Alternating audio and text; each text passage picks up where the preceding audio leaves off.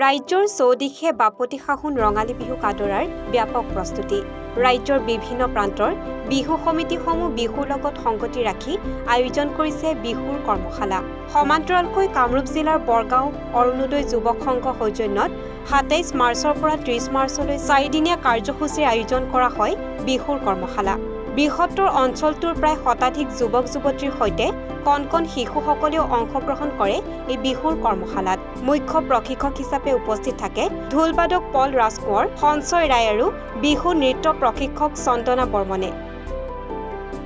এইবাৰ আমাৰ কৰ্মশালা আনাৰ মূল উদ্দেশ্য হৈছে আমাৰ যিখিনি আমাৰ সংস্কৃতি এইখিনি যাতে আজিকালি বিজতৰীয়া হৈ গৈছে, সেইটো যাতে শুদ্ধ ৰূপত আমাৰ প্ৰতিফলিত হয়, সেইকাৰণে আমি কৰ্মশালাখনৰ অনুষ্ঠিত কৰা হৈছে।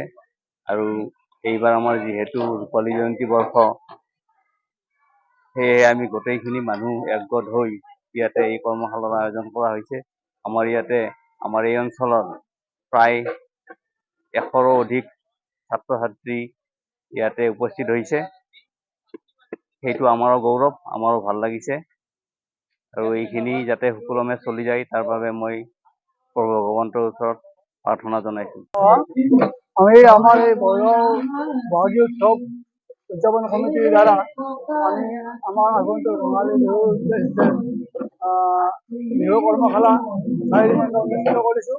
যাতে আমাৰ এই অঞ্চলৰ পৰা কণ ল'ৰা ছোৱালীসকলে, যুৱক যুৱতীসকলে এটা ভাল বিহুৰ প্ৰশিক্ষণ লৈ আমাৰ এই অঞ্চলৰ পৰা বিহু ঢুলীয়া আদি ওলাই পেলাই আমাৰ গৌৰৱ উজ্জ্বল কৰে।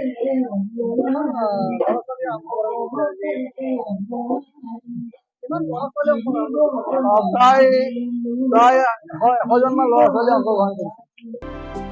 উত্তৰ গুৱাহাটীৰ পৰা খগেশ্বৰ নাথৰ ৰিপৰ্ট, এনি ভাৰত 24।